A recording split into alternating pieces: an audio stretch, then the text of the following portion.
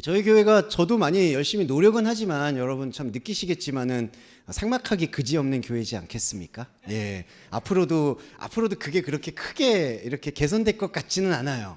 예. 왜냐하면은 친교는 안타깝지만 두 얼굴이 있어요. 예. 친교가 친밀해지고 좋으면은 사람과의 관계가 그 리더십이죠. 예. 관계가 참 좋아지는 건 있는데 반대로 말씀이 약화가 돼요. 이거는 참 안타깝지만 그래서 저희 동서말씀교회 교회 여러분들은 서로 안타까운 일이 있고 어려운 일이 있고 기쁜 일이 있을 때 함께 기뻐해주고 함께 노력해주고 어떤 일이 있다면 또 도움을 드릴 수 있는 일이 있다라면 적극적으로 도움을 주시는 거는 좋은데 거기에 대해서 너무 큰 기대들을 갖지 않으시는 게 전 중요하다.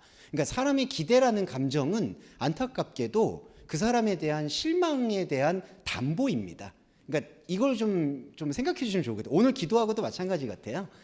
오늘 설교하고도 마찬가지인데 사람에 대해서 많은 기대를 갖게 되면 그게 설령 부모 자식도 형제도 사람에 대해서 많은 기대를 갖게 되면 그만큼 실망과 원망의 깊이가 커집니다. 그러니까 실망과 원망도 좋은 감정 아니냐? 그렇지 않아요. 실망과 사람은 저번에 말씀드렸지만 좋은 감정이라는 거는 일에 지나지 않고요. 부정적 감정이 99입니다. 그러니까 부정적 감정에 휘말려 버리면은 말씀을 볼 수 있는 틈이 없어요. 여러분 이거는 전쟁이에요. 아시겠지만 우리가 이런 감정 소모로 인해서 하나님의 세계로 못 들어가게 되는 거에 대해서 정말 원통하게 생각을 하셔야 됩니다. 그래서 조금은 좀 더 진지하게 말씀을 드렸지만 동서말씀 교회의 교제의 스킨십의 정도는 이 정도가 최고다.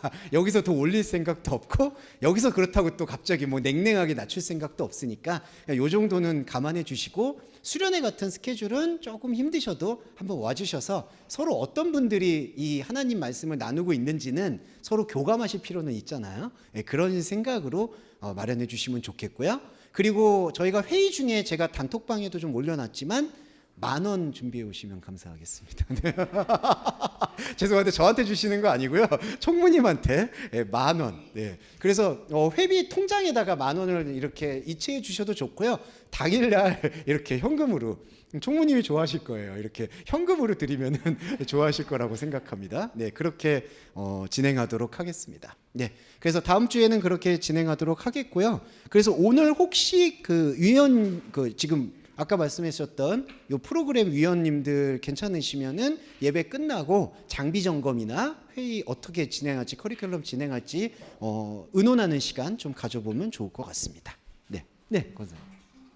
추우세요? 네, 저기 남방은 조성진 형제님이 냉난방 관리자.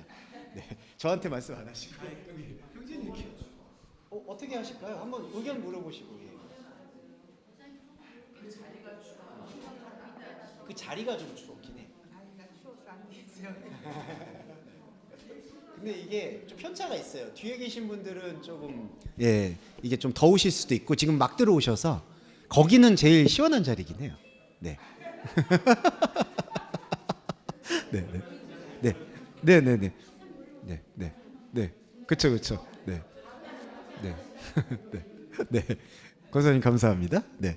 네, 지금 갓 들어오신 분도 계시고 하니까요. 쉬는 시간 때는 또 하겠고, 본의 아니게 이제 저기 냉난방은 우리 조성진 형제님이 관리하십니다. 네, 그러니까 너무 춥다, 뭐다 이거는 우리 조성진 형제님께 말씀해 주시면 감사하겠습니다. 본의 아니게 직책을 또 드려서 죄송해요. 근데 그만큼 형제 형제님이 제일 일찍 오세요. 저보다도 일찍 오세요. 그래서 이게 다 세팅해 주셔가지고 항상 감사드립니다. 네. 자, 다락방 강화 이제 마지막 시간 한번 가져보도록 하겠습니다. 오늘은 조금 편한 마음으로 임해주시면 감사할 것 같아요. 왜냐하면은 이 편한 마음이라는 게 거의 박 집사님 자리까지도 가셨네요. 네, 오시죠. 네, 감사합니다. 네. 네, 더 시원한 앉으시죠. 여기 가장 명당 자리입니다. 네. 왜 제가 이게 좀 편하게 들으시냐고 말씀을 드렸냐면은 감정이 편해서가 아니라요. 좀 안타깝지만 여기서부터는 허무와 체념의 기도라고 생각하시면 되겠습니다. 지난번에도 말씀드렸지만 13장하고 16장까지 예수님이 어떻게 보면은 복음서에서 이렇게 열변을 토한 적은 없으세요. 그러니까 마태복음 여러분 산상수훈이라고 얘기하는 5장하고 7장은 구약 율법에 대한 해석이기 때문에 예수님께서 한 번에 말씀을 푸신 게 아니라 장기간 동안 푸셨던 거예요. 그러니까 마태복음 5장하고 7장은 산에서 한 번에 가르치신 게 아니라는 걸 아셔야 돼요. 예수님께서 3년에 대한 시간을 걸쳐서 두고두고 구약을 해석했고요. 바울의 놀라운 점은 예수님이 그렇게 구약에 대해서 풀어낸 거에 대해서 다시 한번 재해석을 하신 거예요. 그러니까 이를테면은 율법의 1.1획이라도 버리는 자 지옥불에 들어간다든지, 뭐 나더러 나가라고 욕하는 자는 뭐 지옥에 하나님 나라에 못 들어간다든지, 끝까지 견디는 자 구원을 받는다든지, 이러한 예수님의 구약 해석을 바울이 그리스도론으로 해석을 했다라고 보실 수가 있어요. 그런데 그거를 제외하고 동일한 장소와 공간에서 가장 열변을 토한 게 바로 요한복음 13장하고 16장이에요. 그러니까 이때의 예루살렘 안에서의 다락방이 예수님에게는 제자들에게 말씀을 심어줄 수 있는 마지막 기회다라고 생각을 했겠죠. 근데 결과적으로는 오순절 성령이 있었고 말씀은 심겼어요. 그래서 이 말씀이 요한복음을 통해서 지금 우리한테 전달되어 오는 거는 참 감사한데, 여러분 근데 우리는 시간의 노예잖아요. 예수님도 그때 시간의 노예잖아요. 근데 그때 시간에 얼마나 절망을 하셨을지는 우리가 좀 공감할 필요가 있다. 그러니까 이만큼 13장에서 16장에 걸쳐서 열변을 토하셨는데 제자들이 더 듣고 싶지 않아 하는 모습을 예수님이 보시고, 예수님도 성정을 가졌잖아요. 그리고 그 성품이 그렇게 좋지도 않잖아요. 인내심이 강하신 편도 아니고 버럭버럭 화를 내시고 갑자기 울어버리시고 산으로 가시고, 이게 보면은 종교 지도자로서의 미덕이 하나도 없는 분이세요, 솔직히. 그러니까 자기 내키면은 어디로 돌아가 버리기도 하고, 예. 그리고 죄송한 말인데 내킬 때 기적을 베풀기도 하고, 또 아니면 기적을 또 안 베풀어요. 그러니까 이게 예수님의 성품이에요, 그냥. 예, 성품이 우리 인간의 기준에서는 못된 거예요. 네. 예, 그거는 솔직히 말씀드릴 수밖에 없어요. 그리고 꼭 바리새인들한테 좀 좋은 말로 충고할 수도 있잖아요. 근데 독사의 자식이라는 거는 요즘 우리말로 하면은 XX 같은 겁니다. 그냥 쌍욕이에요. 그러니까 시정 잡배들도 그런 말 안 하는 쌍욕을 뱉은 거예요. 그러면 예수님은 도대체 뭘 본받으라는 얘기인가? 본받을 게 아닌 거죠. 그래서 말씀의 흐름 속에서 예수님의 깊은 성정을 갖고 있기 때문에 너무 절망한 나머지 이 17장에 나왔다는 것을 우리가 주목할 필요가 있습니다. 근데 참 요한이라는 이 기록자가 이 감수성이 예민한 게, 마태, 마가, 누가는 이걸 안 담잖아요. 다락방 얘기도 그냥 담기도 싫어해요, 솔직히. 그날 예수님이 횡성수설했다라고 생각하는 게 베드로예요. 예, 베드로를 비판하는 건 아닌데, 예수님이 그때 일은 지우고 싶어 하는 게 예루살렘에서 경험했던 제자들의 대부분의 생각이에요. 바울은 그렇지 않았지만. 하지만 바울, 요한, 도마는 이 예수님의 다락방에서의 이 17장 기도를 분명히 기억하고 있었다라고 생각이 들어요. 그렇기 때문에 이 17장 내용을 우리한테 전달해주고 있다. 그런데 그러면 우리가 이 말씀을 받아들일 때 어떤 마음가짐, 사실은 우리가 예수님도 혼으로 들어와서 영을 얘기하는 거니까 우리도 어떻게 들어야 되느냐? 사실은 전도서 듣는 것처럼 들으셔야 돼요. 그러니까 헛되다는 마음으로, 야, 인간은 진짜 몹쓸 존재구나라는, 오늘은 그 부분을 가지고 들으셔야 될 것 같아요. 저도 좀 가슴 아프지만, 인간은 정말 하나님의 말씀에 대해서 정말 하나도 못 듣는구나. 예, 시작부터 끝까지 못 듣다가 가는구나라는 절망과 체념 속에서 이 말씀을 들어야지 이 말씀이 혼을 뚫고 영이 들어올 수가 있습니다. 네, 그거에 대한 전제 조건이 바로 그거예요. 그래서 편한 마음으로 들으시는 거예요. 왜 편한 마음으로 들으시느냐? 이거를 너무 깊게 이해하실 필요가 없고, 이거는 내가 들을 수 없는 거구나라는 전제 속에서 들으시면 된다는 거죠. 그런 의미에서 편하게 들으시면 된다는 것으로 오늘 시간이 그렇게 오래 갈 것 같지는 않습니다. 미리 말씀을 드리겠고요. 근데 이렇게 말씀드릴 때가 제일 오래 가요. 솔직히 징크스인데 꼭 오늘 얼마 안 걸릴 것 같습니다. 뭐 40분에 마무리하고 우리 밥 먹으러 가요. 그랬더니 그날 12시 반까지 했었던 기억도 있고요. 예. 그래서 그런 말들을 섣불리 하지 않도록 노력하겠습니다. 네. 네. 1절에서부터 요거는 요 유인물보다는요, 한글 성경을 좀 보시면 좋을 것 같아요. 예수께서 이 말씀을 하시고 눈을 들어 하늘을 우러러. 1절. 하늘을 우러렀다는 건요, 이렇게 땅을 안 봤다는 얘기로 보시면 돼요. 여기서는 하늘을 뭐 이렇게 되게 고상한 거를 높였다는 게 아니라요, 그냥 답답해서 천장을 올려다봤다, 이렇게 생각하시면 됩니다. 그래서 아버지여 때가 이르렀사오니, 이 때가 이르렀다는 거는 하나님 당신만 나한테 남았군요 라는 뜻입니다. 때가 이르렀다는 게 제자들한테 임했다는 게 아니라, 제자들을 지금 못 듣습니다. 그냥 나하고 당신만 남았습니다. 근데 결국에는 이 말씀을 듣고 있는 저와 여러분은 이때에 동참하는 거죠. 네, 그렇게 보시면 되겠고요. 아들을 영화롭게 하사 아들로 아버지를, 여기 영화롭게 한다는 뜻은요, 영광인데요. 영광이라는 거는 그 뜻의 일치를 뜻합니다. 하나님과 내가 감정과 생각이 조금 더 맞는 거. 요즘 표현으로 하면은 좀 코드가 맞는다. 이제 우리가 그렇잖아요. 대화가 안 통하는 사람하고는 사실 사귈 수도 없잖아요. 좀 힘들고. 근데 이제 아들로 영화롭게 하듯이 아버지도 아들로 영화롭게 한다는 거는 아버지와 아들이 대화가 되었다라는 뜻이에요. 그러면 그 얘기는 뭘까요? 우리도 아버지 하나님과 대화가 되는 주체가 됐다는 뜻입니다. 요건 담대하게 생각하시면 되겠고요. 2절에 아버지께서 아들에게 주신 모든 자에게 영생을 주게 하시려고 만민을 다스리는 권세. 만민을 다스린다는 건요, 아시겠지만은 만민이 인생이에요. 우리 인생. 우리 인생을 다스리는 권세라는 거는, 자, 우리 인생을 다스리는 권세는 풀어드리면 우리 인생을 흐르는 물처럼 흘려보낼 수 있는 용기를 주셨다라는 뜻입니다. 그러니까 만민을 다스리는 권세가 내가 이거를 통치하겠다, 다스리겠다 이 뜻으로 보시지 않으셔야 돼요. 하나님 나라라는 것 자체는요, 사람이 생각하는 나라는 통치가 있잖아요. 뭐 대통령이 있고 백성이 있고 권력이 있고 힘이 있고 돈이 있고. 근데 하나님 나라는 그게 존재하지 않는 나라예요. 왜냐하면 독생자의 개념으로서 여러분과 하나님만 그리스도 안에서 하나니까. 그러니까 만민을 다스리는 권세라는 건 만민은 여러분의 인생을 뜻하는 거고, 다스린다는 거는 이거를 여러분의 인생을 하나님한테 올려드렸잖아요. 구약 때 제사에서. 근데 하나님이 뭘 받으셨느냐? 향을 흠향하셨어요. 향을 흠향했다는 거는 결국 아무것도 받지 않는다라는 얘기입니다. 마치 뭐 하나님께서 그 향을 받고 좋았다 이게 아니에요. 하나님께서는 우리의 인생을 흘려보내시는 거예요. 그러니까 여러분의 인생도 그냥 안타깝지만, 이건 우리 인간적 관점에서는 안타깝죠. 공수리 공수것도 아니라요. 그냥 아무것도 아닙니다. 그냥 흘려가는 거예요. 그냥 먼지가 돼서. 자, 사람을 뭘로 지었냐? 하나님께서 히브리어 아파르, 먼지로 지었어요. 그래서 먼지로 왔다가 그냥 먼지로 가는 겁니다. 이게 바로 만민을 다스리는 권세를 아들에게 주셨다. 근데 아들이 그리스도죠? 그리스도가 여러분 안에 있죠. 그러면 여러분의 인생은 이렇게 흘러가죠. 그러면 뭐가 남을까요? 아들이 남는 거죠. 아들인 그리스도의 말씀이 저와 여러분 안에 숨쉬고 있고, 그게 바로 하나님 나라 구원 천국이다. 이렇게 생각하시면 되는 거죠. 3절에 영생은 유일하신 참 하나님과 보내신 자 예수 그리스도를 아는 거다. 이 영생이 뭐냐면요, 영생은 영원하고 좀 다른 거, 저번에도 말씀드렸지만 한 번 더 말씀드리면, 영원은 믿는 사람이든 안 믿는 사람이든 누구나 어쩔 수 없이 받아들이는 절대적 조건이에요. 그러니까 인간은 이 육의 옷을 벗으면 존재가 소멸되지 않습니다. 그거는 사람의 희망일 뿐이고요. 그게 이제 여러 가지 희망인 거죠. 그러다가 이제 불교적 교리는 윤회가 있고요. 뭐 힌두의 교리는 뭐 영겁으로 넘어간다라는 게 있고요. 뭐 조로아스터는 또 다른 교리가 있죠.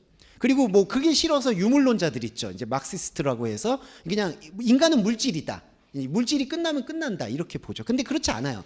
영원이라는 거는, 육의 옷은 이거는 그냥 껍데기일 뿐이고요. 이걸 벗어도 인간의 존재라고 하죠. 그 존재는 계속 가는 겁니다. 그런데 영원과 영생이 다른 게, 영원은 믿는 사람이든 안 믿는 사람이든 숙명처럼 받아들일 수밖에 없는데, 영생은 그 영원을 생명으로 받아들이는 존재가 바로 영생체예요. 이게 체라는 표현들을, 이게 약간 이단 사이비들이 그런 말을 많이 써서 좀 오해의 소지가 있는데, 사실은 말씀체, 영원체 이렇게 사용하는 게 바람직합니다. 왜냐하면 고린도전서에서 육의 몸이 있은즉 영의 몸이 있다는 말씀을 하셨거든요. 영생이라는 것은 바로 영의 몸이 된 우리의 생명을 뜻합니다. 근데 그 영생이 뭐냐? 영생을 여기서 예수 그리스도가 기도를 통해서 정확히 밝혀주죠. 유일하신 참 하나님과 보내신 자 예수 그리스도. 여기서 주목하셔야 되는 것은 유일하다는 뜻과 참이라는 뜻이에요.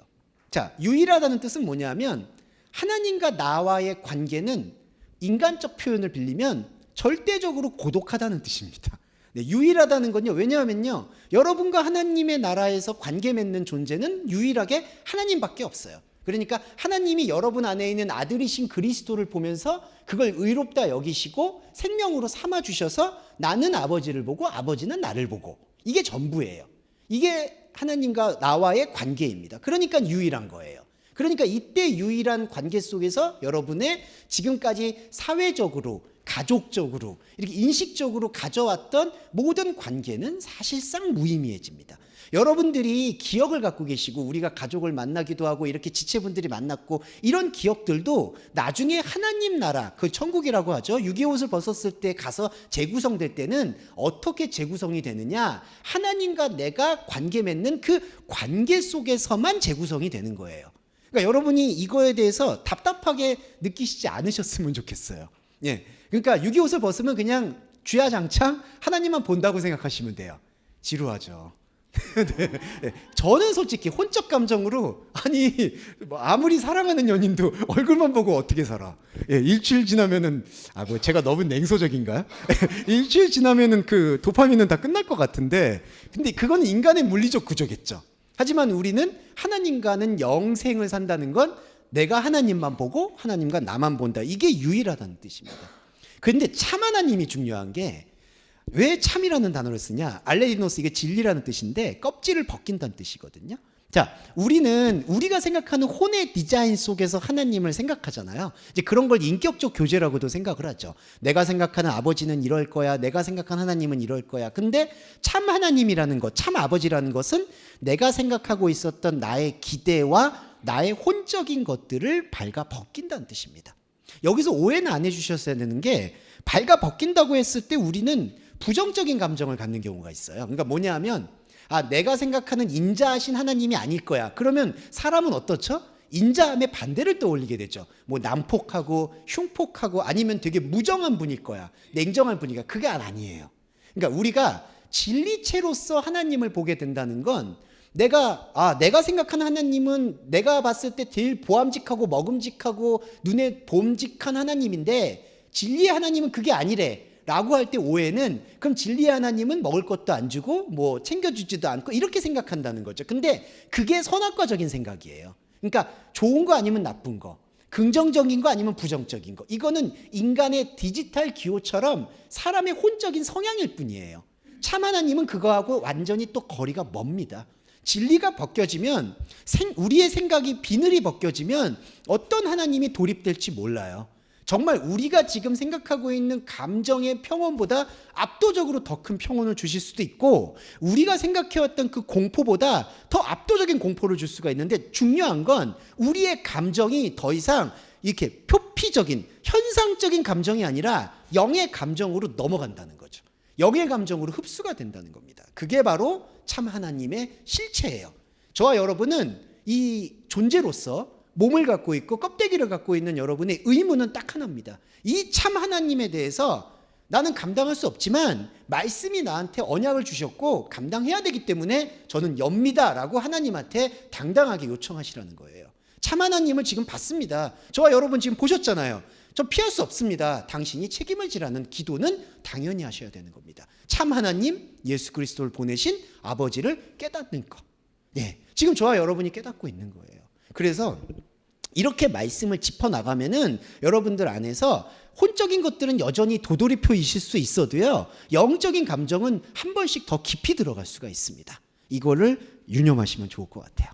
자, 그리고 4절에 아버지께서 내게 하라고 주신 일을 내가 이루어 아버지를 이 세상에서 영광롭게 하였다. 뭐 그렇게 보고, 5절에 아버지여 창세전에 내가 아버지와 함께 가졌던 영화로서 지금도 아버지와 함께 나를 영화롭게 하옵소서라고 하는데, 자, 4절에서는 세상을 영화롭게 했죠. 5절에서는 창세전의 영화라고 해요. 그래서 이게 이제 오늘의 결론이기도 한데, 저와 여러분한테 세상은 없어지는 게 아니에요. 이게 무슨 뜻이냐면은 하나님께서 여러분에게 세상을 허락하셨어요. 이때 세상이라는 거는 하나님과 다른 영역을 뜻합니다. 네, 하나님은 세상이 필요가 없어요. 사람은 근데 세상이 필요해요. 이 세상이라는 게 뭐냐면요, 선악과적으로 얘기하면 결핍과 충족을 얘기합니다. 그러니까 사람은 어떻게 사느냐, 무엇으로 사느냐, 결핍으로 사는 거예요, 사실은. 그러니까 나한테 뭐가 부족하구나, 채워야지. 부족하구나, 채워야지. 우리가 어머니 뱃속에서 분리돼서 밥 먹는 게 그냥 그거잖아요. 배고프구나, 먹어야지, 살아야지. 이게 바로 결핍과 충족의 이분법이에요. 근데 그게 세상이에요. 그런데 이 세상이 하나님을 만나서 유기옷을 벗으면, 그리고 지금도 어떻게 되느냐, 이 세상이 선악과의 세상이 되는 게 아니라 하나님께서 예비하셨던 창세전의 세상과 나의 세상이 통합이 됩니다. 네, 여러분 요게 중요해요. 그러니까 원래 우리는 선악과적인 존재인데 창세전에 하나님께서 또 나에게 또 다른 세상을 허락하신 거예요. 그게 창세전 세상이에요, 여러분. 그게 바로 에덴 동산이고 그리스도가 있는 곳이에요. 그래서 우리가 세상을 살면서 선악과적으로 살다가 말씀을 만나서 참 하나님, 비늘이 벗겨진 실체를 보면 하나님께서 창세전에 예비하셨던 세상과 우리가 주어졌던 세상이 없어지는 게 아니라 둘이 결합을 합니다. 이게 연합입니다. 연합. 예, 그래서 창세전에 가졌던 영화로서 세상을 영화롭게 한다. 이때 창세전의 세상은 예비된 세상. 그리고 지금 영화롭게 하는 세상은 나한테 주어진 세상. 이러면 그리스도인에게는 선악과 위에 생명나무가 입혀져서 더 이상 내가 행동하는 것, 내가 느끼는 게 여러분의 지금 현재에서도 느끼는 거는 결핍을 충족시키려고 사는 삶이 아니라는 거예요. 그러니까 말씀을 깨우치지 못하면은, 말씀과 함께하지 못하면은 인간에게는 심지어 종교조차, 하나님조차 내 결핍과 부족함을 충족시켜주는 대상으로서 기도하고 헌금하고 거기에 헌신 봉사하다가 인생을 끝나게 됩니다. 근데 그게 아니라요. 이제 선악과 세상에서 창세전 세상을 만나서 창세전 세상의 하나님 말씀으로 이 선악과가 생명나무로 덮어지게 되면 이 선악과를 우리가 이전처럼 세상 사람들과 똑같이 행동하는 것처럼 보여도 더 이상 저와 여러분은 결핍을 충족시키려고 사는 삶이 아니라는 거죠. 결핍을 충족시키려고 밥을 먹는 게 아니고요. 결핍을 충족시키려고 예술을 하는 게 아니고요. 결핍을 충족시키려고 가족을 꾸리는 게 아니고요. 결핍을 충족시키려고 직장을 다니는 게 아니라는 겁니다. 돈을 버는 것도 마찬가지예요. 그러니까 여러분의 삶의 패러다임 자체가 완전히 달라지는 거예요. 뭐가 달라지느냐? 현상이 달라지는 게 아니라요. 현상 안 달라져요, 여러분. 근데 현상의 변화에 있는 게 아니라 우리의 이 내부 세계에서 흐르고 있는 하나님의 말씀, 창세전의 세계가 우리 세상 안으로 완전히 돌입돼서 들어오는 겁니다. 이것만큼 복이 없어요, 여러분. 무슨 복이 더 있습니까? 우리가 세상에서 살면 얼마나 더 살고 밥 먹으면 얼마나 더 먹고, 예, 오늘은 조금 이렇게 제가 나이 든 얘기를 이렇게 하는 것 같아서 죄송한데, 예, 우리가 뭐 돈을 벌면 더 얼마나 많이 벌겠습니까? 근데 돈은 좀 많이 벌면 좋겠죠. 많은, 예, 뭐 너무 없으면 안 되겠죠. 많은 뭐 얼마나 더 하겠어요. 사실은 그래요. 그런데 되게 중요한 것은 우리 안에 이 내면에 흐르고 있는 창세전 세상이 발견될 때의 그 기쁨은 우리가 선악과적으로 결핍이 일시 충족이 되었을 때 느끼는 기쁨과 비교할 수가 없다는 것이죠. 이거에 대해서 우리가 이 5절 말씀까지 그리고 6절도 세상 중에서 내게 주신 사람들에게 내가 아버지의 이름을 나타내었나이다. 이렇게 되어 있습니다. 지금 세상 중에서 내게 주신 사람이라고 해요. 여러분 6절입니다. 세상 중에서 내게 주신 사람이 뭘까요? 이제 약간은 복잡한 원리지만 이런 거예요. 선악과 세상이 있는데 창세전 세상인 생명나무 세상이 덮어져요. 그러면 생명나무 세상과 선악과 세상 사이에 이제 이렇게 큰 그림으로 보면은 압도한다고 표현을 할 수도 있겠지만 사실은 우리의 인생 속에서는 엄청난 스트러글이 있죠. 그러니까 선악과 세상이라는 거는 움켜쥐는 세상이에요. 한마디로 바벨탑 세상이죠. 그런데 생명나무 세상이 덮어져서 아까도 만민을 다스리는 권세가 선악과 세상한테 말을 전해주는 거예요. 야, 이거 너 붙잡지 마. 이 붙잡아도 아무 소용없어. 무의미한 거야. 그러니까 어떤 충돌이 일어날까요? 아니, 이게 내가 인생의 전부라고 붙잡았는데, 선악과 세상이라는 건 내가 이 결핍을 충족 안 하면은 내가 죽을 것 같은데 라고 붙잡아 왔는데 생명나무가 들어와서 야, 그게 뭐가 중요해 라고 얘기해 버리니까 이게 두 명의 자아가 여러분 안에서 마치 자아 분열처럼 충돌하는 거예요. 혼적인 자아와 영적인 자아가 충돌하는 거예요. 그게 영적 전쟁이에요. 그러니까 여기서 세상 중에서 내게 주신 사람이라는 거는 바로 출애굽한 선악과 세상에서 출애굽이 되어진 여러분들의 영 안으로 들어간 혼의 자아라고 이해하시면 됩니다. 이 용법이 중요해요. 영의 세계 안으로 들어간 여러분의 혼의 자아들. 그러니까 세상 중에 내게 주신 사람들에게 아버지의 이름을 나타냈다는 건 이렇게 눈에 보이는 선악과 세상에다가 아버지의 이름을 나타냈다는 게 아니라 영 안에 발견된 여러분의 혼적인 자아 안에 아버지의 이름이 새겨진다는 거죠. 이게 바로 아버지의 이름을 나타냈다라고 보시면 되겠고, 저희는 아버지의 것이었는데 내게 주셨으며 저희는 아버지의 말씀을 지키었다라고 합니다. 여러분 이 지켰다는 게요 6절인데 이 테레오인데 테레오는 제가 자주 사용하는 용법 중에 버틴다는 말하고 같이 연동이 돼요. 네. 자, 버텨야 되는 게 왜 중요하느냐? 하나님의 말씀으로 버틴다라는 이 개념. 우리가 아까도 말씀드렸지만 선악과의 존재는 결핍을 충족시키려고 하다 보니까 눈에 보이는 그 기회를 쫓아가요. 자, 세상 얘기를 하는 게 아니라요. 기회를 쫓아간다는 얘기는 뭐냐면은 혼의 세계에서 내가 움켜쥐고 있는 종교적인 집중을 말합니다. 그러니까 혼의 세계에서 내가 이 기도의 응답이 없는 것 같네? 내가 보니까 하나님이 살아계시지 않은 것 같네? 그래서 종교를 버리거나 다른 거를 찾거나 자꾸 결핍을 다른 데서 충족하려고 계속 말씀이 아닌 다른 복음에게 이동을 하게 된다는 거예요. 버티라는 말씀은 이동하지 말라는 거예요. 네, 그냥 딱 하나입니다. 지켰다는 게 파수꾼이거든요. 파수꾼이 뭐냐 하면 등대지기인데 여러분 옛날에도 뭐 노래 가사 중에 등대지기가 얼마나 외로울까 뭐 이런 얘기 있잖아요. 진짜 외로울 것 같긴 해요. 옛날에 섬에 한번 놀러 갔는데 놀러 간 건 아니었습니다. 이제 취재 차원에서 그 성매매 피해 여성분들 뭐 그 구출 때문에 갔었는데 3일 밤낮을 등대만 보고 있는데 사람 죽겠더라고요. 나 뭐 좀 하고 싶다. 그때 너무 라면이 먹고 싶어가지고 근데 거기 갔는데 죽밖에 없어. 하얀 죽. 네, 그래서 3일 밤낮을 거기 이제 흑산이었는데 거기서 계속 있었는데 등대만 보이는 거예요. 근데 버텨야 돼. 왜냐하면은 그때 이제 3일 후에 이제 배에서 나오니까.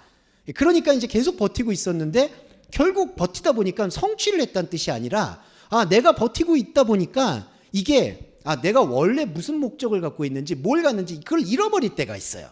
사실은 비유가 적절할지 모르겠지만 저와 여러분에게 말씀을 지킨다는 것은 어떤 의미냐? 여러분들에게 다시 선악과적인 존재의 유혹과 고통 속에서도 하나님의 말씀에 뿌리를 내린 여러분의 영적 자아를 지켜낼 수 있도록 계속해서 말씀에 노출되고 버텨야 한다는 겁니다. 그 버텨야 되는 것 때문에 여러분들 여러 가지 혼적인 방법들을 동원하셔도 돼요. 뭐 때로는 음악이 필요하면 음악도 들으시고 때로는 레크레이션이 필요하면 그래서 저희가 다음 주에 레크레이션도 하는 거고요. 레크레이션도 하고 혼의 즐거움이 있다라면 쾌락으로 빠지지만 않는다라면 여러분들이 컨트롤하면서 계속해서 리프레시를 하셔야 돼요. 그게 버티는 거예요. 그래서 여러분 헌금도요 넓은 관점에서 저희가 회비잖아요. 이것도 넓은 관점에 말씀드릴게요. 어떤 분들은 뭐 그러면 회비는 따로 있고 헌금 따로 있어야 되는 거 아니냐 이런데 그런 게 아니라요. 여러분들이 여러분 자신을 위해서 쓰는 것도 헌금이라고 생각하셔야 돼요. 이거를 어떤 분들은 되게 이기적이다. 뭐 누구를 도와야 된다라고 생각하는데 이게 이기적인 게 아니라요. 하나님의 관심사는 여러분 혼자예요. 사실은 가족도 아니고요. 여러분 그리고 가족이라는 것도 여러분이 잘 있어야 돼요. 잘 버텨야 돼요. 어떤 식으로든 어떤 좌표로든 그래야지만 되는 거예요. 그래서 여러분 안에서 있는 그 진심 안에 하나님께서 생명을 부어 넣어주시기 때문에 그럼에도 불구하고 우리의 혼적 자아는 약하기 때문에 혼적 자아를 어떤 식으로든 내가 나한테 취약한 것들이 있다라면은 상쇄시키고 나한테 잘 버틸 수 있는 요소가 있다면 강화시키는 방법으로 발버둥 치셔야 된다는 거예요. 그러니까 여기서 6절에서 저희는 아버지의 말씀을 지켰습니다라는 뜻은 사실은 이때 제자들이 지키지 못했다는 뜻이에요. 저와 여러분도 안타깝지만 지키지 못할 때가 많다는 거죠. 이거 나 진짜 이 말씀 맞아? 여러분들께는 그러진 않으시겠지만 사실은 뭐 여러 가지 온라인을 통해서 들으셔도 그냥 계속 도돌이표 있는 분들도 많아요. 그냥 그래 그건 그거고 이건 이거야. 그냥 계속 그렇게 쳇바퀴 돌듯이 영의 생명의 세계로 들어가는 것에 대해서 매우 인색한 사람들이 많다는 거죠. 냉정히 얘기하면. 그러면 그때 당시에 제자들도 못 지켜요.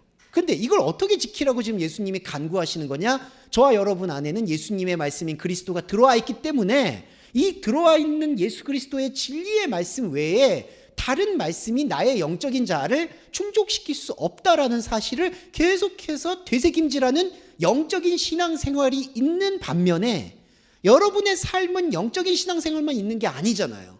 혼적인 모든 관계성이 있잖아요. 그래서 이 혼적인 관계성이 요동치지 않도록 잠잠케 하도도 배려의 기도를 할 때는 하시고 그리고 마음속에서 부정적인 감정이나 고통이 있다면 그걸 어떤 식으로든 피하거나 극복하거나 아니면은 아예 신경을 쓰지 않거나 이런 방법론들을 계속해서 도입을 하셔야 된다는 겁니다. 그리고 해결할 수 있다라면 해결할 수 있는 방법을 쓰거나 근데 만약에 해결이 안 된다라면 털어버리거나 자 이런 것들을 여러분 안에서 의도하고 요구하시는 게 저희는 아버지의 말씀을 지켰다라는 뜻입니다.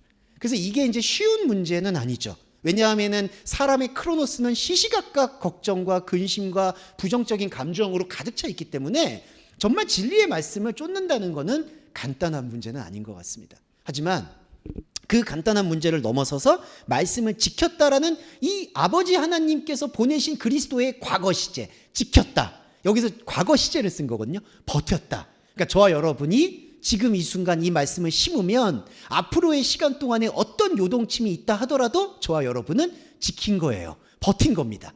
하나님의 말씀과 약속을 이렇게 생각해 주시면 될 것 같아요. 네, 조금 더 가볼게요. 오늘은 전체로 하는 거니까. 진짜 길어질 것 같긴 해. 용서해 주세요.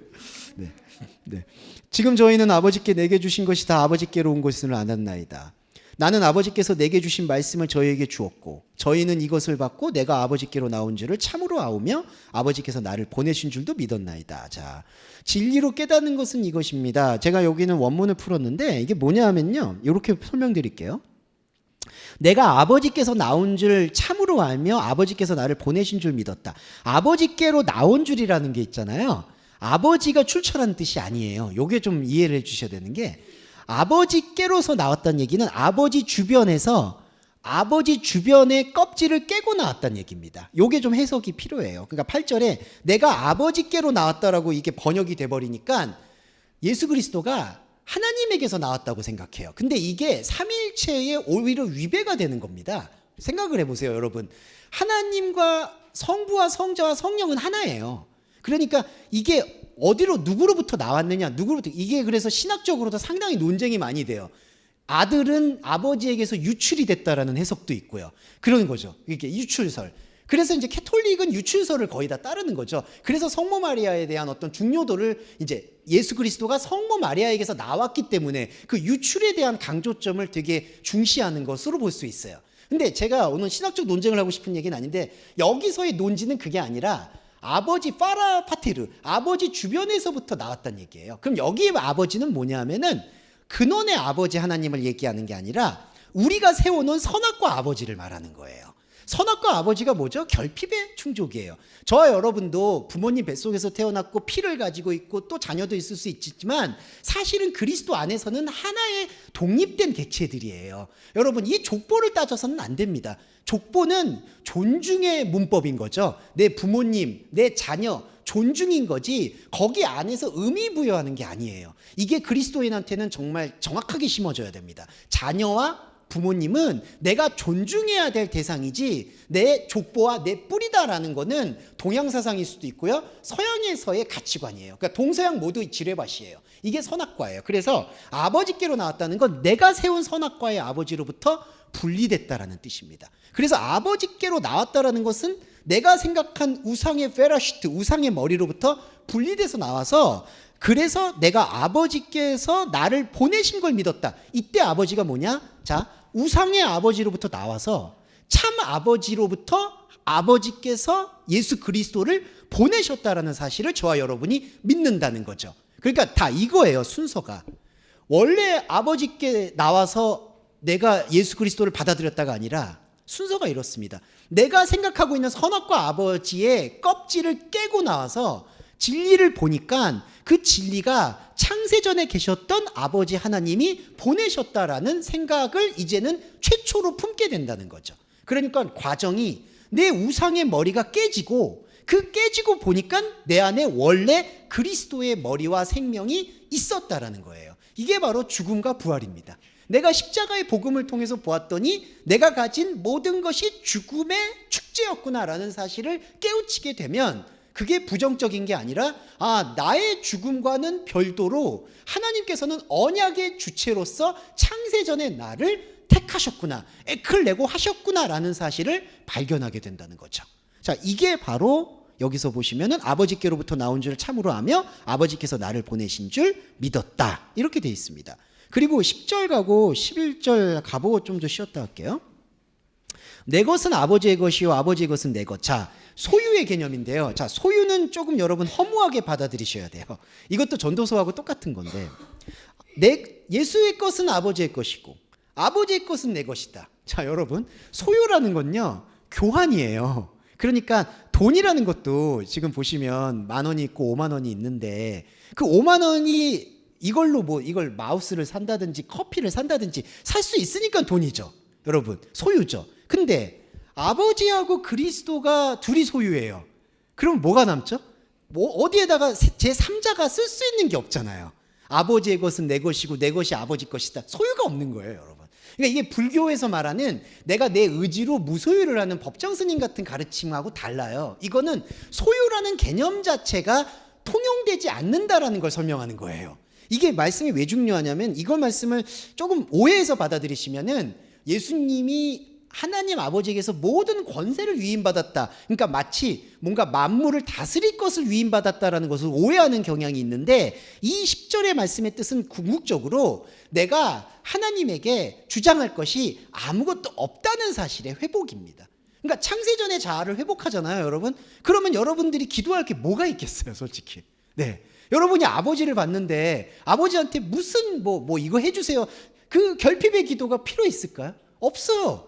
그냥 기도 자체가 없습니다. 그냥 사실은 우리가 기도라는 건요, 사실은 뭐 간구하는 거잖아요. 우리 부모님들이 이렇게 여기 성한수, 정한수 듣고 그거는 그냥 인간이 가지고 있는 그 존중의 자녀와 부모에 대한 최선이라고 생각해 주시면 되고요. 자, 여러분들은 그리스도인으로서 하나님 아버지를 만났을 때 소유 자체가 없어지는 거예요. 소유가 없다는 건요, 구할 필요도 없는 거고요. 구할 필요가 없다는 것은 사실은 인간의 감정에 하나님을 담을 수도 없다는 얘기예요. 그러면 하나님이 감정이 없는 분이나 그게 아니죠. 우리가 생각했던 선악과 감정은 무너지고 우리가 진짜 본래 생각했던 창세전 영의 감정이 우리 안에 들어오니까 그때 비로소 진짜 평안이 온다는 겁니다. 우리가 생각하고 기대하는 평안이라기보다는 넘어서 있는 영적 평안이 올 수밖에 없다는 거죠. 그게 바로 10절에 내 것은 아버지의 것이요 아버지의 것은 내 것이다. 그러니까 소유 자체가 없어요.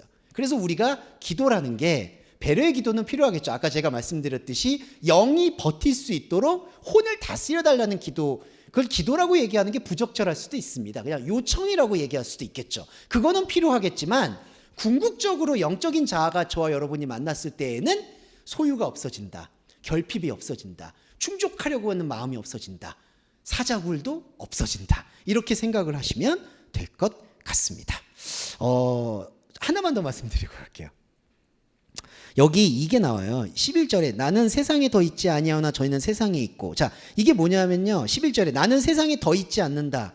나는 여전히 세상 안에 있을 수 없다는 얘기예요. 더 있지 않다는 뜻이 아니라요. 세상에 있지 않는다. 근데 우리는 세상에 있다. 이게 아까 말씀드렸던 두 세상을 말하는 거예요. 예수 그리스도의 세상은 창세전 세상이고요. 우리의 세상은 창세 후 세상입니다. 근데 이 두 세상이 없어지는 게 아니라 창세 후 세상과 창세 전 세상이 말씀으로 하나가 되는 게 바로 그리스도인의 영생이다.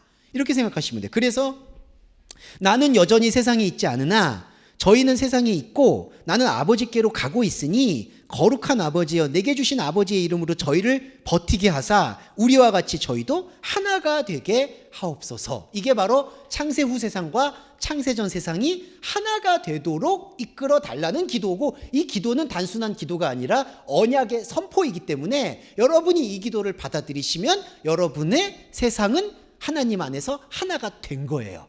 그러니까 여러분 안에서 이거를 그냥 내가 내 감정으로 믿는다, 이거 여부 상관없어요. 여러분이 이 시간에 노출이 되셨고 이 시간에 파고들었기 때문에 여러분 안에서 언약은 성취가 돼버린 거예요. 네, 이거는 우리가 내가 됐나 안 된다, 이거 아예 상관없어요. 이거는 그냥 가는 거예요. 그분이 이거를 인지하시면 좋겠습니다. 그리고 이 12절이 있죠. 내가 저희와 함께 있을 때 내게 주신 아버지의 이름으로 저희를 보존하와 지켰나이다. 그 중에 하나도 멸망치 않고 오직 mel망의 자식뿐이오니 이는 성경을 응하게 하려 합니다. 자, 이거에 대한 아이러니함을 조금 설명드리고 쉬었다 할 텐데요. 에이메 호히오스 테스 아폴리아스, 오직 멸망의 아들 외에, 이렇게 돼 있어요. 근데 멸망의 아들이라는 게 뭐냐? 제가 앞서서 말씀드렸던, 이 참 안타깝지만 좀 진짜 송구스럽지만 선악과의 끈입니다. 선악과의 끈 중에 가장 안타깝고 고통스러운 거는 관계의 끈이에요. 자식이라는 게 뭐냐면요, 이어지는 겁니다. 이거는 꼭 혈육 간의 자식만 얘기하는 게 아니에요. 내가 규정하고 관계를 맺었던 사람들도 관계예요. 내가 있었던 나의 작품이나 예술도 이거 아들이에요. 아들이라는 건 내가 이 땅에 뿌리를 내리고 싶어 하는 모든 것들을 아들이라고 얘기해요. 근데 그 아들이 멸망이에요. 근데 이때 멸망을 이제 그리스도인은 어떻게 받아들이느냐? 자, 멸망이라는 단어가 나오죠? 그럼 우리는 그 단어에 대해서 어떻게 학습되어 있느냐? 부정적인 걸로 학습되어 있는 거예요. 이 죄하고 똑같아요. 우리가 성경의 말씀을 볼 때는 영적인 관점에서 봐야 된다는 얘기가 이게 좋은 거냐 나쁜 거냐 맞는 거냐 틀리는 거냐라고 단어를 규정하면 안 된다는 겁니다. 여기서 멸망의 아들이라는 건요, 내가 가지고 있는 모든 끈은 멸망한다는 뜻이에요. 그리고 근데 그 멸망이 인간이 생각할 때 멸망이구나, 지옥이구나, 부정적인 그런 네거티브한 게 아니라 멸망이라는 거는 사실은 아까 먼지와도 같다는 거죠. 왜냐하면 멸망은 소멸이고 제거예요. 여러분 안에 있는 아들이 완전히 멸망되는 겁니다. 이거는 복 중에 복이에요. 여러분이 가지고 있었던 집착 가지고 하나님 나라 가보세요. 그거의 이질적인 걸 어떻게 견딜까요? 왜냐하면 하나님 나라는 독생자잖아요. 아버지만 있잖아요. 근데 아버지 앞에서 내가 가지고 있는 모든 그런 집착들이 다 배설이 된다? 그럼 말도 안 되죠. 내 안에서 내가 가지고 있었던 모든 집착과 모든 아들은 멸망하는 겁니다. 네. 자, 근데 한 가지만 말씀드릴게요. 여러분의 혼적인 자아는 근데 멸망이 안 돼 있죠. 이건 제 고백이기도 해요. 왜냐하면 영적인 세계에서는 멸망됐다고 하나님께서는 선포하셨지만 내 혼적인 세계에서는 여전히 여러 감정들이 요동치고 있죠. 자, 그래서 다시 돌아와 보면 이 요동치고 있는 감정들을 여러분들이 컨트롤하고 다스리는 게 이 요한복음 17장의 기도의 목적이라는 겁니다. 왜냐하면 요한복음 17장에서 다 멸망할 거다, 이거는 선포잖아요. 이건 영적 차원에서의 기쁨이에요. 하지만 이 영적 차원에서 창세전 세상에서의 기쁨과 별도로 저와 여러분이 뒹굴고 살아가고 있는 이 세상에서는 창세 후 세상이기 때문에 여러 가지 집착들이 남아있다는 거죠. 그리고 앞으로도 남아있을 것이고, 하지만 중요한 것은 이 집착적인 생각들이 남아있다고 해서 이 생각들이 하나님한테 가는 게 아니다라는 것을 여러분들이 계속해서 심고 심어서 말씀으로 버텨서 유기옷을 벗었을 때 온전하고 순결한, 이때 순결은 어떤 경건의 순결 얘기하는 게 아닙니다. 말씀으로 모든 게 탈색되고 난 후에 하나님을 만나는 그 천국에 대한 생명, 욕심, 의무, 여기만 불타는 거죠. 이게 바로 멸망의 자식뿐이다. 네, 이게 성경의 성취라고 보시면 될 것 같습니다. 자, 버티는 삶과 그리고 아버지 하나님의 말씀을 지킨다. 그리고 아버지 곁에서 있었는데 아버지로부터 들어간다. 자, 여러 가지 요청들에 대한 그 생명을 여러분들과 함께 살펴봤고, 이제 마지막으로 한 15분 정도 사용을 하도록 하겠습니다. 이 말씀이 중요한 게 이제 17장 중반부에서 요거 하나가 우리한테 조금 와닿아야 될 것 같은 게 15절의 말씀인데요. 내가 비옵는 것은, 이게 한글 번역, 제가 이거 킹제임스 역인데요. 한글 번역은 내가 비옵는 것은이라고 되어 있어요. 약간 고어죠. 근데 빈다라는 단어는 적절하지 않습니다. 요 에로토라는 단어인데, 이 에로토라는 헬라어는 법적 근거가 있는 약간 요청 같다고 보시면 돼요. 그러니까 저 여러분도 약간 만약에 등기를 하셨잖아요. 등기하면은 등기 가지고 요청을 하는 거죠. 이거 내 재산이니까 내 재산에 대해서 법적 권한을 이행해 달라. 이 에로토라는 헬라어가 갖고 있는 의도가 좀 감정적 호소라기보다는 법적인 좀 딱딱한 용어라고 보시면 돼요. 그러니까 여기서 15절에서 내가 비옵는 것이라고 쓰여 있는 이 구문은 에로토, 히나, 그러니까 이게 요청이라는 거죠. 요청이라는 것도 사실은 조금 완곡한 표현이에요. 그냥 좀 딱딱하게 얘기하면 하나님, 당신한테 내가 법적으로 청구하는 게 있다라는 거예요. 법적 청구의 용법이라고 보시면 됩니다. 그러면 뭐냐? 그들을 세상에서 제거하는 것이 아니라 악으로부터 벗어나게 하시는 것이다. 여기 보시면은 15절에 한글 번역은 이렇게 돼 있어요. 저희를 세상에서 데려가시기를 위함이 아니요 오직 악에 빠지지 않게 보존하기입니다. 여기서 악을 잘 이해해야 되는 게, 여기서의 악은 1차적으로 자범죄 악을 우선시하고 있지 않습니다. 냉정하게 말씀드려서 이렇게 말씀드리면 인간은 정말 그리스도인은 힘들어요. 무슨 얘기냐면 세상에 남아있는데 세상이 배설을 해놓고 세상이 저질러 놓은 악에 빠지지 않게 살아간다? 불가능하죠, 여러분. 세상이 살고 있는 악이라는 것은 온갖 악들이 다 있습니다. 인간의 생각들과 인간의 마음속에서는 참으로 이런 일이 벌어지면 안 되겠지만 이런 일이 벌어지고 있어요. 자, 사람들 여러분 들으시면 이런 말이 있죠. 어떻게 이런 일이 일어날 수 있느냐? 근데 이런 일들이 일어나요. 앞으로도 일어날 수도 있고 일어날 수밖에 없는 거죠. 그러니까 거기서 악에게 빠지지 않게 예수 그리스도한테 만약에 기도한다? 그 기도를 들을까요? 안 듣습니다. 하나님께서 들으실 수가 없어요. 그리고 듣지도 않는 하나님한테 우리는 원망하고 절망하다가 하나님을 버리거나 아니면은 더 광적으로 하나님을 믿거나 그 둘 중 하나의 늪에 빠져버리는 겁니다. 그러니까 악에서 보존한다는 얘기에서 이 악이 어떤 악을 얘기하느냐, 중심되는 이 포르네스라는 단어는 좀 송구스러운 단어지만 여러분 포르노라는 단어 아시죠? 장르, 포르노그라피라고도 하고, 이 포르노라는 장르가 뭘 얘기하냐면은 노골적인 것, 그 다음에 전체적인 것, 현상에다가 뿌리를 박는다는 뜻이 있습니다. 그러니까 악이라는 건 뭐냐 하면은 보이는 세계에다가 뿌리를 내리는 모든 충동을 포르네스, 악이라고 얘기하는 거예요. 그러니까 여기서의 악은 도덕, 윤리적 악이 우선되는 게 아니라 현상의 모든 의미를 부여하는 행동이 악인 거예요. 그러니까 우리를 세상에서 제거하는 게 아니라, 왜냐하면 아까 말씀드렸지만 우리 세상이 없어지면 안 되거든요. 창세 후 세상과 창세전 세상이 결합이 되는 게 아버지와의 연합이에요. 그래서 영생을 우리가 봤을 때 이 영의 몸이라는 건 내 혼의 몸과 영의 몸이 말씀으로 하나가 돼서 하나님과 다르지만 하나님과 하나라는 그 완벽한 연합을 이해하고 소통하는 게 구원이라는 거죠. 그러면 세상에서 제거하는 게 아닌 거죠. 이 세상은 남아 있어야 되겠죠. 선악과 세상 위에 생명나무의 세상이 덧입혀져야 되겠죠. 새로운 생명이 꿈트는 거죠.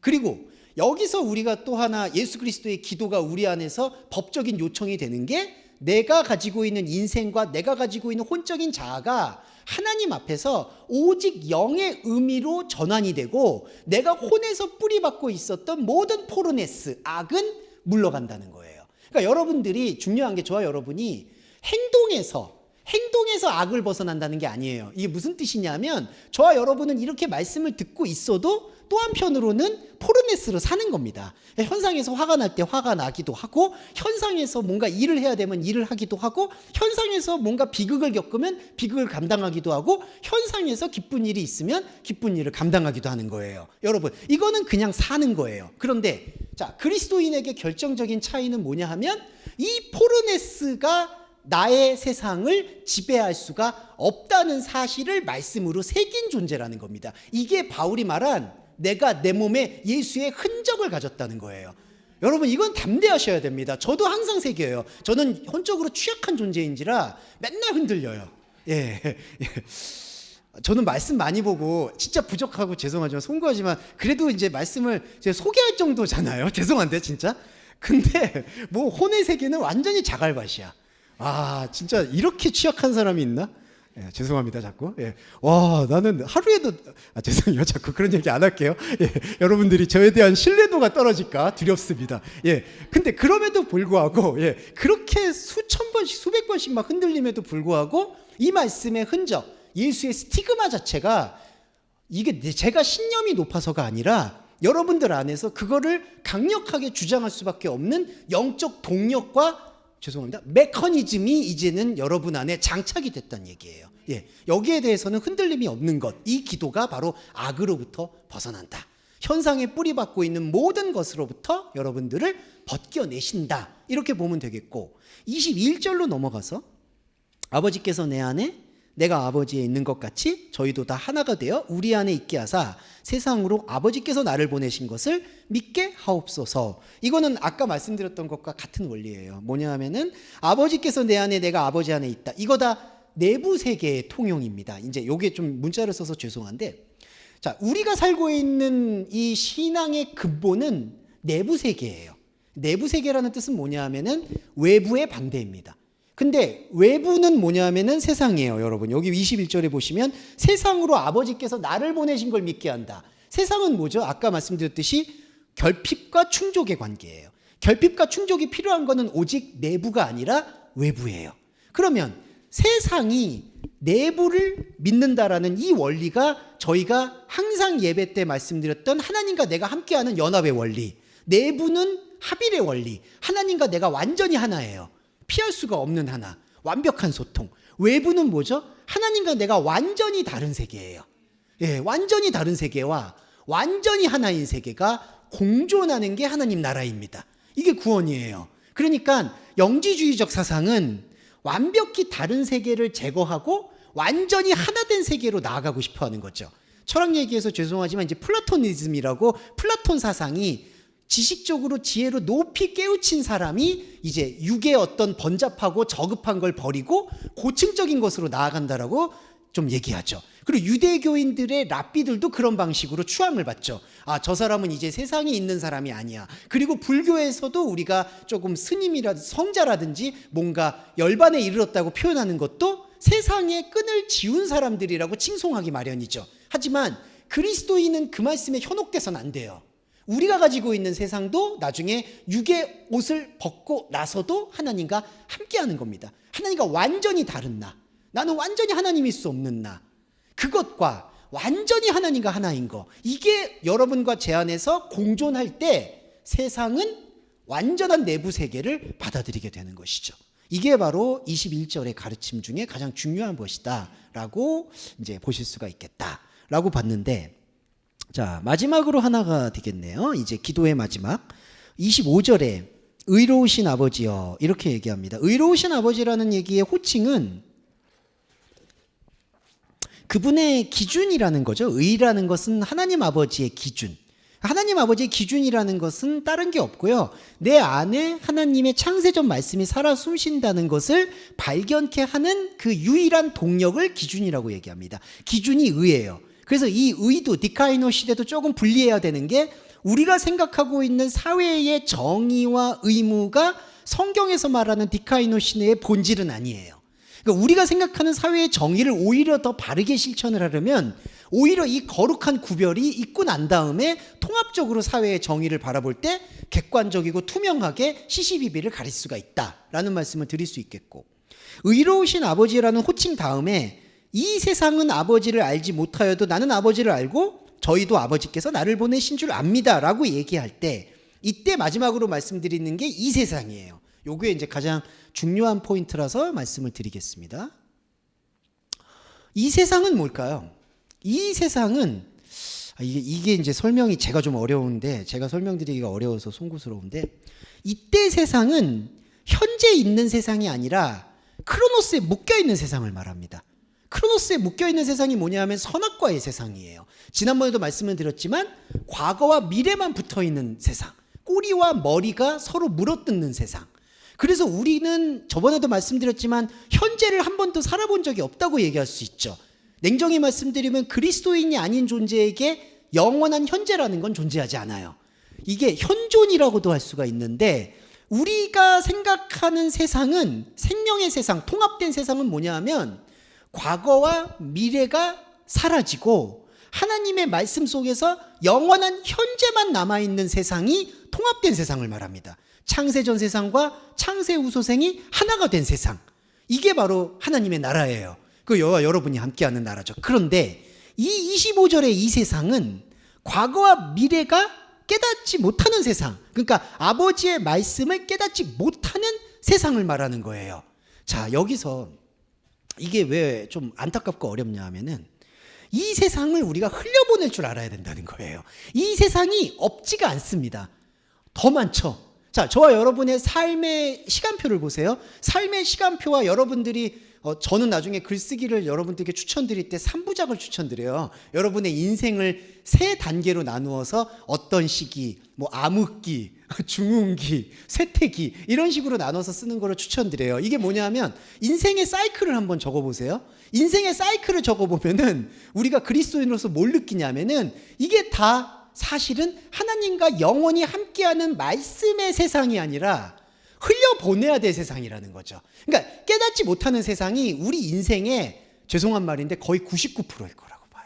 그러니까 우리가 살고 살아가고 버티고 느끼는 세상이 이 세상이에요. 이 세상은 깨닫는 세상이 아니에요. 깨닫는 세상이 아닌 거를 우리가 두려워하지 말자는 거예요. 깨닫지 못하는 세상은 흘려보내고 하나님을 만나는 영원한 사랑의 세상, 하나님과 함께 숨쉬는 영생의 세상을 내 마음속에 담아두면 정죄하지 않는 진리의 말씀이 그 세상, 통합된 세상을 품어주셔서 우리가 하나님과 영원의 시간 속에서 소통할 수 있게 된다는 것이죠. 그런데 다른 복음이 뭘까요? 다른 복음만 말씀드릴게요. 이 세상, 25절에 이 세상을 하나님에게 어떻게든지 바치려고 한다든지, 아니면 하나님과 관계를 맺는 데 있어서 이 세상을 어떻게든지 끌고 와가지고 상관을 맺으려고 한다든지, 그런 모든 약탈적인 시도가 바로 다른 복음인 겁니다. 그러니까 복음은 온전히 영원한 현재의 세상에 주목하고 있는데, 복음의 모든 개념들이요, 멸망도 그렇고 죄도 그렇고, 그런데 우리의 모습들은 우리의 혼적인 그런 여러 가지 이 번잡함 때문에 하나님의 말씀을 이 세상에다가, 이 하나님이 의미가 없었던 흘려보내야 될 세상에다가 하나님의 말씀을 적용하고 큐티하고 받아들이고 희망 고문을 한다는 것이죠. 그래서 이게 재앙입니다. 그래서 바울이 다른 복음이 없다고 얘기했어요. 정말 가슴 아픈 얘기지만, 바울은 이런 얘기를 해서 송구스럽지만 여러 가지 문헌학적으로 인생이 완전 실패한 사람이에요. 네, 그러니까 그거를 우리가 반면교사 삼자는 건 절대로 아닙니다. 그러니까 바울의 인생은 가족에서 버림당했죠. 왜냐하면 가말리엘 문화에 있는데 결혼을 안 했을 수는 없어요. 그때는 결혼이라는 제도 자체가 가말리엘 문화라는 어떤 제도권 문화에 들어오는 필수 조건이기 때문에. 근데 전도 여행을 보시면 혼자 다녔죠. 그리고 보세요, 부모님과의 관계도 좋지가 않아요. 동료들과의 관계도 좋지가 않아요. 마치 예수님의 성전과 거의 비슷한 궤적을 걸었다고 봐도 과언이 아닙니다. 저는 그거를 본받으라는 말씀이 절대로 아니에요. 근데 무엇을 바울이 주목했느냐, 바울이 무엇에 집중했느냐를 바라봐야 된다는 거죠. 바울이 자기의 그런 실패를 반면교사 삼으라고 얘기도 안 해요. 대신에 바울은 어떤 가족 간에 있어서의 평화로움을 얘기하지도 않아요. 심지어는 혼자 있는 게 좋다고까지 얘기하는 말씀도 있어요. 그것 때문에 신부님 제도가 나온 건 좀 안타깝지만 그런 것도 있어요. 그러니까 바울이 집중하는 세상은 뭘까요? 이 지금 깨닫지 못하는 세상이 아니라, 그 깨닫지 못하는 세상 안에는 별별 일이 다 있을 것이다. 그래서 이제 마지막으로 말씀드리고 싶은 건, 왜 내 인생은 이럴까 하는 경우도 있죠. 다른 사람 인생은 되게 잘 살아 보이는데. 근데 그런 경우는 없습니다. 그 다른 사람도 지옥이에요. 그 사람 안에도. 정말 죄송한데 제가 오늘 염세적으로 얘기하는 건 아닌데, 사는 건 지옥이야 진짜. 네, 사는 건 불구덩이입니다. 그렇기 때문에 이 세상을 벗어나려고 회피하라는 말씀을 드리는 게 아니라, 바울도 그렇고 저와 여러분도 그렇고 잘 사느냐 못 사느냐, 피하냐 안 피하냐, 이런 문제에 너무 부안해동되지 마시고 이 세상은 흘려보내고 하나님의 통합적 세상이 내 안에 남을 수 있도록 해야 된다. 그리고 조금 있다가 드리는 배려의 기도는 이 통합적 세상이 내 안에서 조금 더 활개칠 수 있도록 하나님 당신께 말씀과 언약으로 간청하고 요청드리니 이 현상의 세상을 잠잠케 해달라고 기도하는 것이죠. 네, 이렇게 정리를 해보면 예수님의 요한복음 17장 기도, 더 나아가서 다락방의 전체적인 비전이 성취된다고 생각합니다. 네, 자, 이제 다락방 강화를 완전히 마무리하는 차원에서 기도하도록 하겠습니다. 사랑하는 주님, 감사합니다. 다락방에서 절규하셨던 당신의 절규도 들었고 체념하셨던 당신의 체념도 들었습니다. 하지만 예수님, 당신의 감정이, 당신의 성품이 제게 들어오지는 않았습니다. 당신께서 아무리 화를 내시고 아무리 냉소하고 아무리 조롱하셔도 제게 들려오는 것은 말씀입니다. 그리고 이 말씀이 우리 동서말씀교회 교우 여러분들의 심장 안에도 같이 요동치고 있음을 감히 확신합니다. 자비롭고 은혜로우신 하나님, 당신이 생각하는 자비와 은혜가 우리에게 체감되지 않을 수도 있지만 당신의 말씀은 이제 우리에게 언약으로, 생명으로 눈을 떴음을 선포합니다. 그 선포 속에, 그 흔적 속에, 그 예수의 흔적을 갖고 있는 우리 동서말씀교회 교우 여러분들의 모든 현상적인 삶, 흘려보내야 될 이 세상에 모든 번민과 고통과 억압이 최소화될 수 있도록 지혜와 생명의 길을 열어주시기를 요청드립니다. 관계적으로 어려운 부분이 있다면 반드시 그 관계가 최소화되거나 해결되거나 회피되거나 망각될 수 있도록 배려해 주시고, 경제적인 어려움으로 인해서 고통을 받는다면 경제적인 욕심에 대한 것들이 좌절이 되든지 조절이 되든지, 아니면 경제적인 절대 함수가 충족이 되든지 당신의 생명으로 지켜주시고 배려해 주시기를 원합니다. 마지막으로 건강에 어려움이 있어서 하나님의 말씀을 못 듣는 것만큼 안타깝고 발버둥 칠 만한 주제는 없다고 생각합니다. 좋은 의학과 좋은 궁합이 맞아서 좋은 치료가 이루어질 수 있도록 조속히 그래서 하나님의 말씀을 더 현장감 있게 느낄 수 있는 몸의 환경을 조성해 주시기를 요청드립니다. 이 요청이 그리스도의 말씀과 하나 되기 위한 순결한 요청임을 당신께서 말씀으로 확인시켜 주셨음을 그 또한 확인하며 예수 그리스도의 이름으로 기도합니다. 아멘.